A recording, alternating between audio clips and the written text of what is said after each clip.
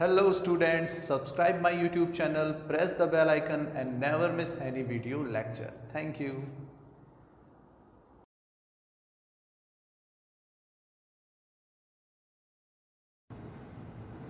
Hello students, welcome back to our physics class. This is Aman Anis Khan and in today's video lecture we are going to discuss a very important topic.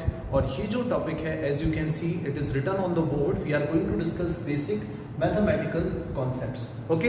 और ये topic 11th 12th और competition वाले students के लिए equally important है because हम जानते हैं कि बिना मैथ्स के फिजिक्स नहीं चलती और स्पेशली इन न्यूमेरिकल्स ओके और डेरिवेशंस में भी। न्यूमेरिकल्स में जो मैथमेटिकल पोर्शन है वो बहुत ज़्यादा इंपॉर्टेंट रोल प्ले करता है। जिन स्टूडेंट्स को न्यूमेरिकल डिफिकल्ट लगते हैं उसका एक बड़ा रीज़न ये भी होता है कि उनकी मैथमेटिकल जो कॉन्सेप्ट्स होते हैं वो वीक होते हैं। तो इन कुछ वीडियोज़ में हम अपने मैथमेटिकल पोर्शन को बहुत स्ट्रॉन्ग करने जा रहे हैं। और बायोलॉजी वाले जो स्टूडेंट्स होते हैं बेसिकली उन्हें फिजिक्स में इसीलिए डिफिकल्ट आता है, तो मैं उन्हें कहूँगा कि ये कुछ वीडियोस हैं ये बहुत ज़्यादा हेल्प करेंगे और इन कुछ वीडियोस को देख लेने के बाद कंपटीशन लेवल तक फिजिक्स में आप कोई भी प्रॉब्लम फेस नहीं करोगे।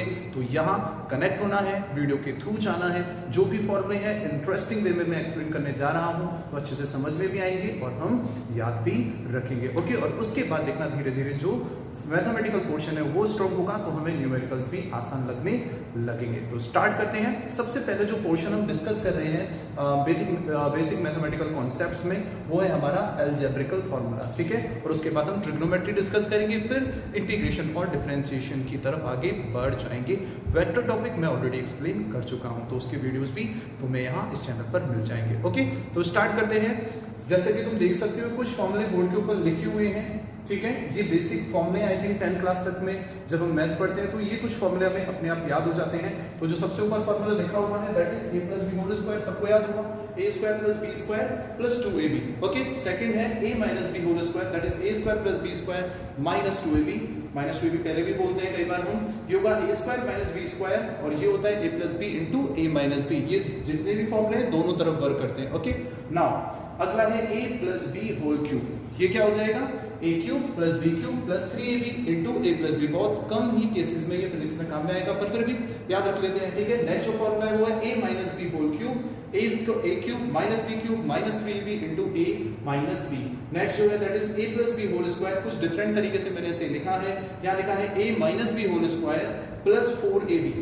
a - b होल स्क्वायर से हमें मिलेगा a² + b² - 2ab + 4ab करेंगे then we will get +2ab। तो फाइनली हमें मिल जाएगा a² + b² + 2ab that is equals to a + b whole square. और उसी तरह से लास्ट फॉर्मूला भी लिखा हुआ है जो कि तुम देख सकते हो। ये कुछ फॉर्मूले बोर्ड के ऊपर लिखे हैं जिनमें से स्टार्टिंग के 3-4 जो फॉर्मूले हैं, 3 फॉर्मूले जो हैं वो फिजिक्स में कई बार काम आते हैं। यानी कि यहाँ ये जो लास्ट वाले फॉर्मूले थोड़े कम काम में आएंगे पर ये और ये जो फॉर्मूला है ये कैलकुलेशंस में और न्यूमेरिकल्स में कई बार तुम्हारे काम आएगा। तो ये वैसे भी आई थिंक याद होते हैं, कुछ ओवर एक्सप्लेनेशन की जरूरत नहीं होती।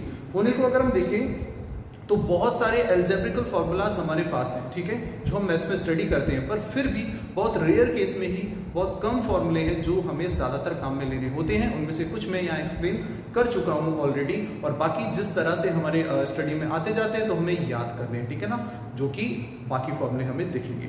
अब बात करते हैं उन कॉन्सेप्ट्स की जो बहुत ज़्यादा हमें फेस करना पड़ता है। तो वो कुछ चीज़ें अब जो मैं डिस्कस करने जा रहा हूँ ये चीज़ें बच्चों को न्यूमेरिकल्स में बहुत ज़्यादा परेशान करती हैं, डेरिवेशंस में बहुत परेशान करती हैं। और वो कुछ कॉन्सेप्ट्स की वजह से उनका अच्छा जो क्वेश्चन होता है जिसमें फिजिक्स में कोई मिस्टेक नहीं होती लेकिन थोड़ी सी मैथमेटिकल पोर्शन की वजह से न्यूमेरिकल गलत हो जाता है, तो इसके बाद नहीं होगा। मैं कुछ कॉमन कॉन्सेप्ट डिस्कस करने जा रहा हूँ जो बच्चों को सीखना बहुत ज़्यादा ज़रूरी है। तो पढ़ते हैं आगे, देखो क्या कौन से कॉन्सेप्ट हैं यहाँ। सबसे पहले जो कॉन्सेप्ट आता है यहाँ पावर को ऐड करना ओके।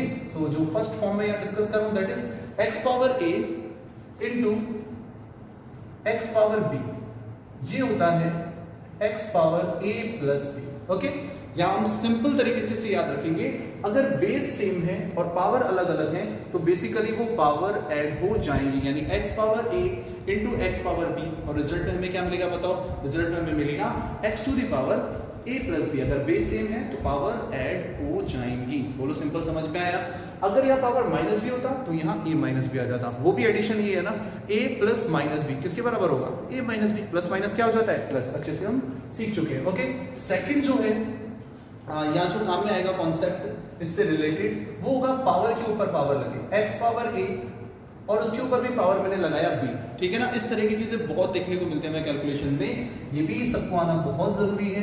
ये हो जाएगा x to the power a into b। जितने भी फॉर्म में बता रहा हूँ, जितने भी फॉर्मूले में डिस्कस कर रहा हूँ, इन्हें रिवाइज करना है, अच्छे से याद करना है। ओके, सो अगर पावर बेस सेम है तो पावर ऐड हो जाएंगी, और अगर पावर के ऊपर पावर है तो पावर मल्टीप्लाई होंगी। बिल्कुल क्लियर कर लो देखकर कि कब ऐड करना है और कब मल्टीप्लाई करना है। न्यूमेरिकल्स में, कैलकुलेशंस में बहुत काम में आने वाली ये दो स्टेप तो बहुत ज्यादा ही काम में आते हैं। क्यों? क्योंकि फिजिक्स में we have to deal with 10 to power, ठीक है। हम 10 की पावर से डील करते हैं और तुम्हें पता है बहुत सारी, एक ही कैलकुलेशन में काफी सारी 10 की पावर आती है, तो वहां हम इस तरीके से इसे सॉल्व करेंगे। ओके, ठीक उसी तरह से एक और फॉर्म हम डिस्कस कर लेते हैं। अगर पावर बेस में हो और इसको हम ऊपर लेकर आएंगे तो हो जाएगा x पावर माइनस है, ठीक है। आता होगा बच्चों को, नहीं आता है तो ये देख लेना है। इसके बाद कभी भी इस फॉर्म में भी मिस्टेक नहीं होनी चाहिए।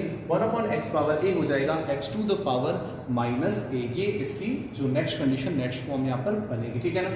यहाँ अगर हम सिंपल एग्जांपल लें, suppose 10 to power 5 into 10 to power 9, तो बताओ कितना हो जाएगा टोटल, इंटू में है 10 to power 40। You are getting it, ये हो जाएगा, बहुत इजी है। सपोज देखा है 10 to power 5 into 10 to power minus 3, तो अब 10 बेस सेम है, पावर ऐड हो जाएगी, 5 में माइनस 3 ऐड करोगे तो देखो एक बार इस तरीके से करके लिख लेते हैं। धीरे धीरे जैसे प्रैक्टिस अच्छी हो जाएगी हम डायरेक्ट भी आंसर लिखेंगे। बताओ कितना आएगा, 10 स्क्वायर, ओके, आंसर हो जाएगा 100, ओके। और इस तरीके से सॉल्व करेंगे 10 to power 4 divided by 10 to power 5, इस तरह का। अगर हमारे पास है क्वेश्चन, चलो 5 की जगह 7 कर लेते हैं इसको। अब इसे सॉल्व करेंगे, मैंने क्या कहा, पावर को ऊपर लेके जाएंगे, पावर माइनस हो जाएगी, 10 to power 4 into 10 to power minus 7। You are getting it or not? 10 to power 4 as it is है, लेकिन 10 टू पावर 7 ऊपर जाके माइनस 7 हो गया है, और ये हो जाएगा 10 टू पावर 4 माइनस 7, यानी 10 टू पावर माइनस 3। ओके, तो ये कुछ सिंपल सीधे साधे एग्जांपल है जो दिखने में तो तुम्हें बड़े सिंपल लग रहे हैं, पर यहाँ इंपॉर्टेंट बात ये है, क्योंकि मैंने ऑब्जर्व किया है बहुत सारे जो बच्चे होते हैं जिन्हें लगता है कि उन्हें ये आता है, फिर भी वो न्यूमेरिकल्स में छोटी मोटी मिस्टेक कमिट करते हैं और फिर उसके बाद मार्क्स जो है वो डिडक्ट हो जाते हैं। तो ध्यान रखना है, यहाँ इस तरह से बिल्कुल एकदम फॉर्म तुम्हारे सामने है, तो यहाँ जब ध्यान से समझ लोगे कोई कंफ्यूजन नहीं रहेगा, रहना भी नहीं चाहिए। अब मैं बात करूंगा एक और फॉर्म के बारे में जो डिवीजन से रिलेटेड है, और वहां भी बहुत ज्यादा मिस्टेक के चांसेस होते हैं। तो चलो नेक्स्ट फॉर्म हम डिस्कस करते हैं। नेक्स्ट फॉर्म जो है फोर्थ फॉर्म है। यहाँ एक सिंपल सी फॉर्म बनती है, सपोज मैं यहाँ डिस्कस कर रहा हूँ a upon b upon c, okay, a upon b upon c। बताओ क्या आंसर होगा। अब मुझे लगता है कि ज्यादातर जो स्टूडेंट्स हैं इसका आंसर जरूर बताएंगे। कोई बोलेगा सर ये होगा a c अपॉन b, कोई बोलेगा सर ये होगा a अपॉन b c। पर चूंकि तुम अभी आंसर दे रहे हो, लेकिन अभी आंसर निकल ही नहीं सकता है, क्योंकि ये अभी ठीक फॉर्म में लिखा हुआ नहीं है। लेकिन फिर भी मुझे ये श्योर है कि 80% स्टूडेंट अभी भी इसका आंसर बता देंगे। तो ध्यान से देखो, अभी ये कंप्लीट नहीं है। तुम्हें बोलना चाहिए था कि सर आपने कहीं ब्रैकेट नहीं लगाया, मुझे ब्रैकेट लगाना है पहले। तो सबसे पहले अगर देखो यहाँ दो फॉर्म बनेंगे, एक तो मैं ब्रैकेट लगाऊंगी यहाँ, तो अब ये हो गया a अपॉन बी जो ब्रैकेट में है डिवाइडेड बाई सी। और देखना इसी के जैसी दिखने वाली एक और फॉर्म है जो बड़ी काम आएगी हमें फिजिक्स में, a upon B upon C. इस बार ब्रैकेट b अपॉन सी के पास है, देखने में दोनों वही है, a upon B upon C, a upon B upon C, लेकिन फिर भी दोनों में डिफरेंस है। किसका डिफरेंस है? ब्रैकेट का। इस छोटे से ब्रैकेट की वजह से पूरी वैल्यू ही चेंज हो जाएगी।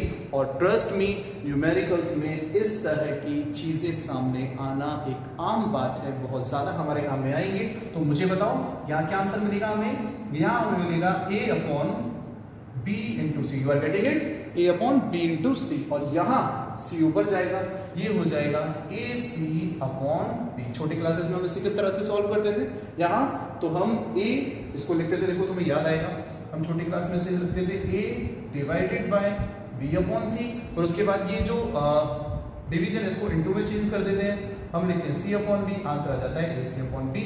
इस तरह की चीजें हम छोटी क्लास में किया करते थे, लेकिन फिलहाल अब चूंकि हम 11th क्लास में आ गए हैं, कंपटीशन एग्जाम्स भी देंगे, तो बस हमें डायरेक्टली चीज़ें आनी चाहिए। जितनी ज़्यादा प्रैक्टिस करेंगे, जितने ज़्यादा अच्छे से देखेंगे, उतनी ही जो गलती है उनके चांसेस कम हो जाएंगे। तो कुछ ये बेसिक चीज़ें थी। ये जो पोर्शन है जो मैंने यहाँ राइट साइड में लिखा है बोर्ड के, दिस इज वेरी इंपॉर्टेंट, बहुत ज़्यादा काम में आता है हमारे न्यूमेरिकल्स में, डेरिवेशंस में, कैलकुलेशंस में बहुत ज़्यादा काम में आएगा। और उसी तरीके से ये 3 फॉर्मूले भी बहुत ज़्यादा काम में आएंगे। इसके अलावा भी अलजेब्रा तो बहुत वाइड है, बहुत सारे फॉर्मूले होते हैं, लेकिन फिजिक्स में उतने फॉर्मूले की हमें ज़रूरत नहीं पड़ेगी। और इसके अलावा भी अगर कोई फॉर्मूला सपोज किसी डेरिवेशन में या कहीं आता है तो हम उसे वहाँ पढ़ेंगे और वहीं के वहीं याद कर लेंगे। तो इतना ही काफ़ी है। इसको याद करने के बाद, इसे समझने के बाद तुम्हारा जो एल्जेब्रिकल पोर्शन है वो काफ़ी स्ट्रॉन्ग हो जाएगा। स्पेशली इस पार्ट पर ध्यान देना है। ओके, सो बढ़ते हैं नेक्स्ट पोर्शन की तरफ, नेक्स्ट मैथमेटिकल टूल की तरफ। Okay, so second topic is trigonometric फॉर्मूले। अब हम ट्रिग्नोमेट्री से रिलेटेड जो मैथमेटिकल टूल्स हैं, मैथमेटिकल कॉन्सेप्ट्स हैं, वो डिस्कस करेंगे और इसे हम थोड़ा डिटेल में डिस्कस करेंगे। ट्रिग्नोमेट्री जो है ये काफ़ी ज़्यादा काम में आती है फिजिक्स में, डेरिवेशंस में और न्यूमेरिकल्स में। ओके, सो स्टार्ट करते हैं। सबसे पहले हम डिस्कस करेंगे जो राइट एंगल ट्राइंगल है उससे रिलेटेड रेशियोज। ठीक है, तो सबसे पहले I am going to draw a right angle triangle here.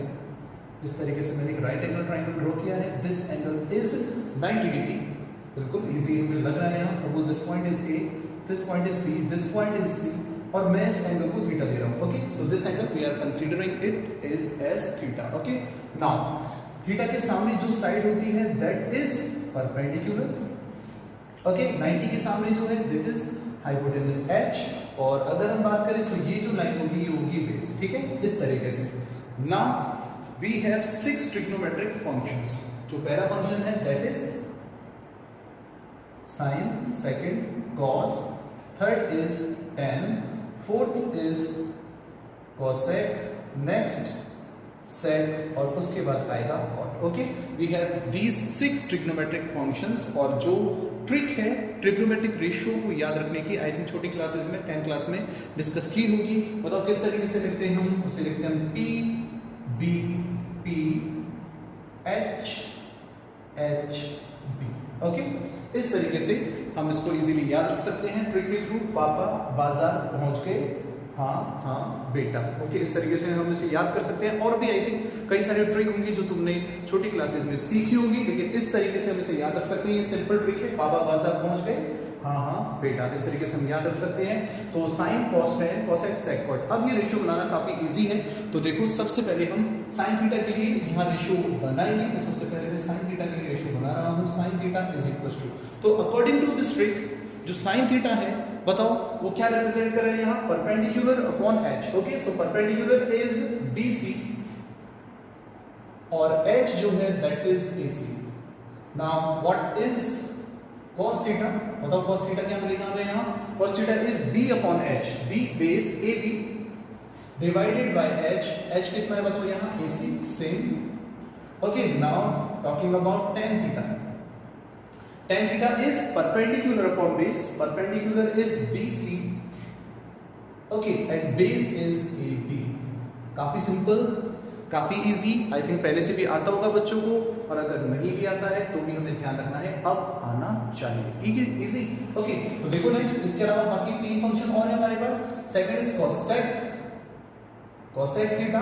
Okay, इस तरह से लिखने का रीजन हम जानते हैं h अपॉन क्यू होगा, यानी साइन का उल्टा कोसेक होगा। यहां से बोल सकते हैं ना, कोसेक क्या होगा? h upon perpendicular. So cosec theta हो जाएगा साइन का उल्टा, ये होगा AC अपॉन BC। ज्यादा कुछ सोचने की जरूरत है ही नहीं। नेक्स्ट जो है हमारा वो है सेक थीटा, और यहां इस छोटे से डायग्राम में हम ये देख रहे हैं कि जो सेक है वो cos का उल्टा है, तो ये हो जाएगा AC अपॉन AB। नेक्स्ट अगर बात करें हम, तो जो नेक्स्ट है हमारा cot थीटा। cot थीटा किसका उल्टा होता है बताओ? tan थीटा का। इसको अगर हम उल्टा करेंगे तो ये हो जाएगा AB अपॉन BC के, इसका इनवर्स हो गया। तो इस तरीके से ये 6 रेशियो हमारे सामने हैं जो हम इजीली लिख सकते हैं with the help of this right angle triangle या इस राइट एंगल ट्राइंगल के लिए। और ये जो छोटा सा बॉक्स है, ये this is very important here, ये हमें याद रखना है। जैसे भी ट्रिक्स से याद रखोगे तो बहुत ज्यादा काम में आएगा, बहुत ही ज्यादा काम में आने वाली चीज है ये डेरिवेशंस में। ओके, तो इस तरीके से हम याद रख सकते हैं। These are some trigonometric ratios here, some other relations are there। तो हमने इससे क्या सीखा टेबल से, चलो वन बाय वन डिस्कस करते हैं। सबसे पहले हमने देखा कि जो साइन थीटा है that is reciprocal of cosec theta, इसका उल्टा है। नेक्स्ट अगर हम बात करें तो cos थीटा, बताओ किसका उल्टा है, ये है 1 upon sec theta, sec theta का उल्टा है, ठीक है ना। नेक्स्ट अगर बात करें tan थीटा, तो हमें यहां से tan के लिए रिलेशन मिला है, tan थीटा जो है this is reciprocal of cot theta. तो इस तरीके से हमने इजीली ये तीन रिलेशन यहां से लिखे हैं। इसके अलावा भी अगर हम देखें तो एक और इंपॉर्टेंट रिलेशन यहां निकलता है tan थीटा से related, tan theta is equals to sin theta upon cos theta. तो sin अपॉन cos का जो रेशियो है, you can check as well here, sin theta और cos थीटा का रेशियो है वो किसको रिप्रेजेंट करेगा, tan थीटा को। और इसी तरह से अगर मैं कुछ बताऊं cot थीटा के लिए क्या रेशियो होगा, तो tan का उल्टा होता है, तो ये होगा cos theta divided by sin theta. Okay, बताओ जो स्क्रीन पर लिखा हुआ है अभी स्क्रीनशॉट इसका लेना है, अच्छे से इस चीज को समझना है, नोटबुक में नोट करना है और फिर बिना देखे लिखकर इस चीज की, इस टॉपिक की हमें प्रैक्टिस भी करनी है। तो अब बात करते हैं थोड़े इसके एप्लीकेशन की। तो चलो एक छोटा सा एग्जांपल और लेते हैं इससे रिलेटेड, इसे फर्दर डिस्कस करने के लिए, ठीक है। देखो नेट कॉन्सेप्ट में अगेन मैं एक और राइट एंगल ट्रायंगल बनाऊंगा, लेकिन मैं एक छोटा सा चेंज करूंगा जो अक्सर बच्चों को कंफ्यूज करने के लिए ही दिया जाता है। तो एक छोटा सा चेंज मेरे राइट एंगल ट्रायंगल में, ये वही राइट एंगल ट्रायंगल है, this angle is 90 degree, but इस बार जो थीटा है वो मैं यहाँ ले रहा हूँ, ये जो एंगल है ये मैंने थीटा लिया, ओके। और पॉइंट्स हम लग देते हैं P Q R, ओके। 90 के सामने जो है ये H है, हाइपोटेनस है, इसमें हमें कोई डाउट नहीं है, कोई प्रॉब्लम नहीं है। पर क्वेश्चन आता है कि इस बार परपेंडिकुलर कौन है, देखने में लग रहा है ये, लेकिन नहीं, अब हम रॉन्ग हो जाएंगे। ये जरूरी नहीं है कि जो साइड नीचे हो वो बेस हो और जो साइड इस तरह से देखिए वो परपेंडिकुलर हो, बिल्कुल नहीं। हमें रूल्स को फॉलो करना है and according to the rules जो थीटा के सामने साइड होती है वो हमेशा जो है परपेंडिकुलर होगी। So this is perpendicular here, ये ध्यान से देख लेना है सबको, ये परपेंडिकुलर होगा। तो ये जो साइड है तीसरी बची हुई साइड थीटा के साथ वाली, ये बेस हो जाएगी। ये बहुत ही ज्यादा इंपॉर्टेंट कॉन्सेप्ट है। तो कई बार यही गड़बड़ करते हैं जल्दीबाजी में, हम याद रखते हैं, जो ऐसा ध्यान रखते हैं कि जो नीचे वो बेस है और इस तरह से जो साइड है वो परपेंडिकुलर है, ये सही नहीं है। एक्चुअल कॉन्सेप्ट इज सबसे पहले ये देखना कि थीटा कौन सा लिया गया है और थीटा के सामने वाली साइड इज ऑलवेज परपेंडिकुलर, ये हमेशा परपेंडिकुलर होगी। तो अब मुझे बताओ यहाँ इस डायग्राम में सारे ट्रिग्नोमेट्रिक फंक्शंस की जो रेशियो है क्या होगी, चलो साइन थीटा बताओ क्या था, अकॉर्डिंग हमने देखा था अभी P अपॉन H, ओके। सो P कितना है यहाँ PQ और H कितना है यहाँ बताओ PR, you are getting it.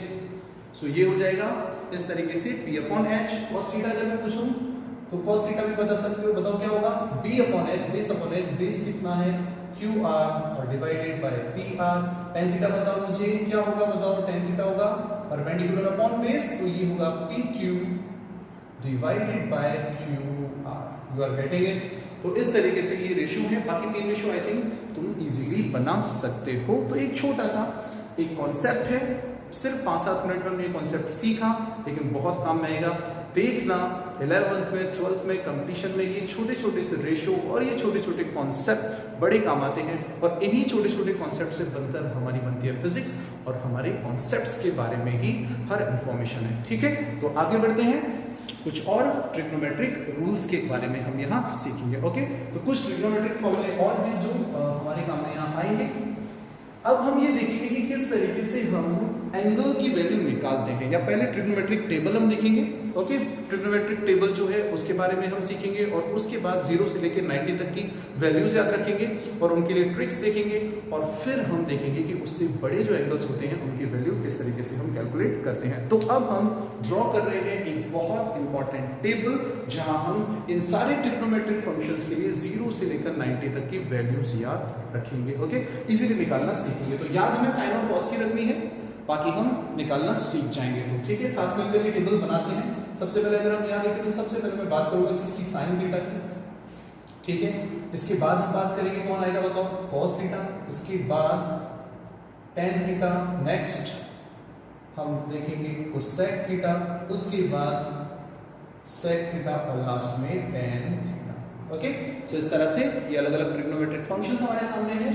Theta यहां पर हम दे रहे हैं, सबसे पहले थीटा है 0 डिग्री, उसके बाद 30 डिग्री, उसके बाद 45 डिग्री, इसके बाद 60 और लास्ट में 90। ठीक है, हमें याद रखना है बस साइन के लिए और कॉस के लिए, और बाकी अपने आप समझ में आ जाएगा। ओके, तो साइन के लिए जो वैल्यू है बताओ, साइन 0 की वैल्यू क्या होती है? साइन 0 किसके इक्वल होता है? 0 के। साइन 0 कितना होगा? 0। साइन 30 कितना होता है? 1/2। साइन 45 कितना होता है बताओ? 1/√2। साइन 60 √3/2। 10th क्लास में भी याद की होंगी सारी वैल्यूज। और साइन 90 कितना होता है बताओ? साइन 90 होता है 1 के इक्वल। इस तरीके से टेबल यहां बनेगी इस टेबल को। और वैसे तो याद होगी साइन की वैल्यूज, मैं बोल रहा हूं ये सबसे इंपॉर्टेंट पार्ट है।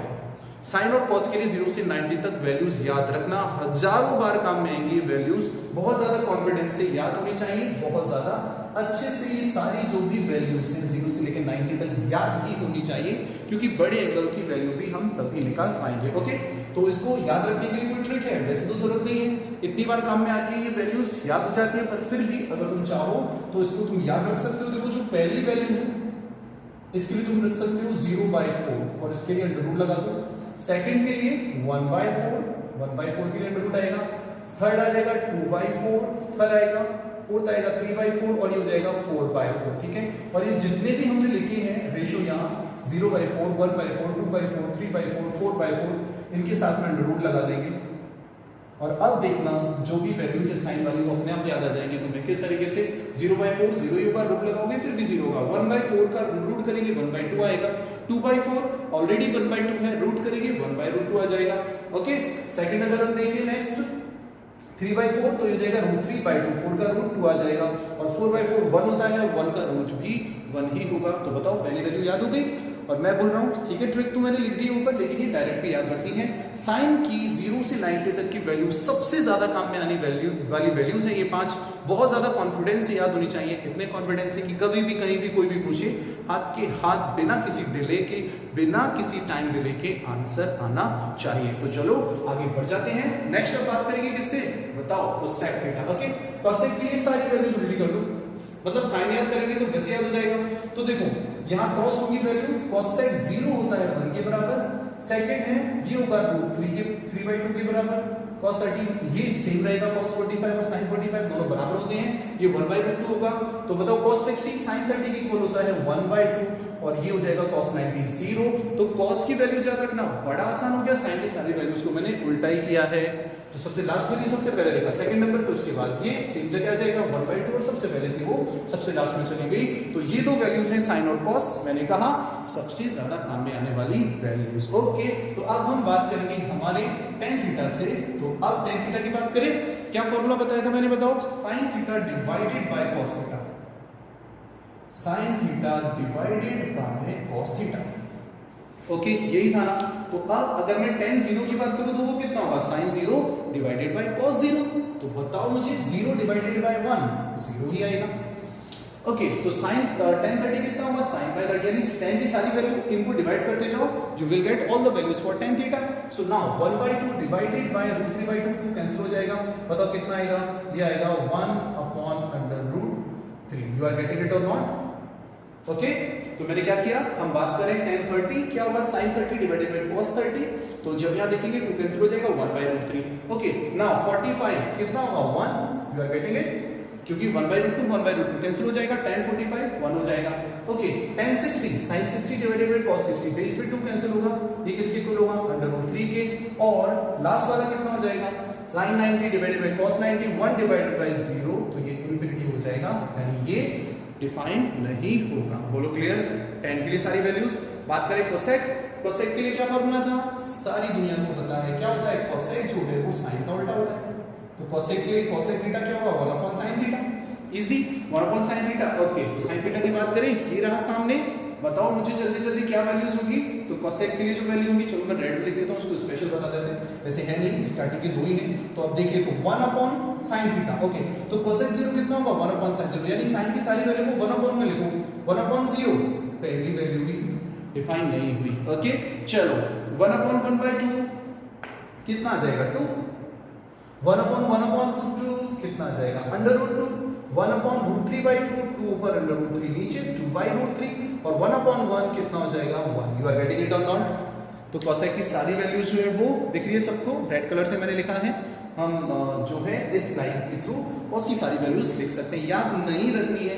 साइन और कॉस आना चाहिए, बाकी तो हम निकाल लेंगे, ठीक है ना। बहुत कम ही केस में काम में आएंगे, साइन और कॉस बहुत ज्यादा काम में आएंगे।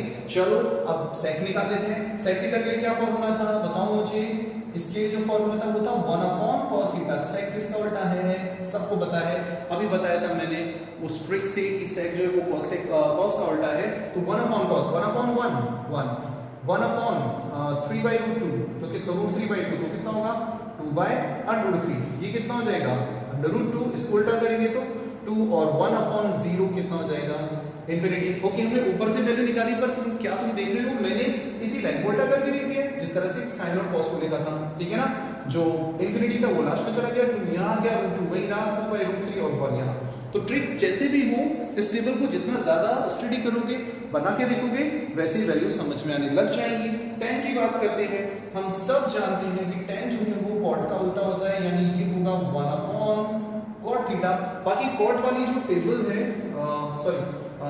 वापस से tan लिख दिया क्या, यहाँ cot लिखेंगे, ये आएगा हमारे पास cot थीटा, ओके, और यहाँ आ जाएगा 1 अपॉन tan थीटा, ओके। सो जो लास्ट वाला जो है हमारे पास cot थीटा की वैल्यू जो हम निकालेंगे, ये tan का उल्टा होगा। तो जो tan वाली टेबल उसको उल्टा करके लिख सकते हैं, देखना वैल्यू वही आएगी 1 अपॉन 0 इंफिनिटी हो जाएगा, ये हो जाएगा 1 अपॉन √3 1 अपॉन 1 ही रहेगा, कोई चीज नहीं है। 1 अपॉन ये कितना हो जाएगा √3 और लास्ट वाला 1 अपॉन इंफिनिटी कितना हो जाएगा 0। तो tan वाली पूरी टेबल जो है वैल्यूज को उल्टी हो गई है। ये है ट्रिग्नोमेट्रिक जितने फंक्शन है हमारे पास सबके लिए टेबल। इस टेबल को याद रखना है, this is very important. You can take screenshot here, इसको अच्छे से रिवाइज कर लो, इस टेबल को ड्रॉ करो, एक बार देख के, फिर कई बार बिना देखे भी ड्रॉ करो और कई बार ये वैल्यूज रिवाइज करो। साइन थीटा, कॉस थीटा और कोई वैल्यूज मुझे नहीं चाहिए, लेकिन साइन और कॉस की वैल्यूज कॉन्फिडेंस से याद होनी चाहिए। कभी भी अगर पूछा जाए तो साइन की 0 से 90 तक की वैल्यू का आंसर एट वंस आना चाहिए, क्योंकि बिना इन वैल्यू की हेल्प के हम आगे जो बड़े एंगल्स हैं उनकी वैल्यू नहीं निकाल पाएंगे। Okay, so basic mathematical concepts के फर्स्ट वीडियो लेक्चर में इतना ही। इस टॉपिक को हम कंटिन्यू रखेंगे, अभी हमें बहुत कुछ सीखना है और जैसे मैंने कहा बहुत ज़्यादा इंपॉर्टेंट है, एक कॉमन टॉपिक है हर स्टूडेंट के लिए, हर साइंस के स्टूडेंट के लिए। ओके, सो अगले वीडियो लेक्चर में मिलती है। Till then take care, carry on with your studies, don't forget to like, share and subscribe this channel, share this video with your friends. Okay, thank you, see you in next class.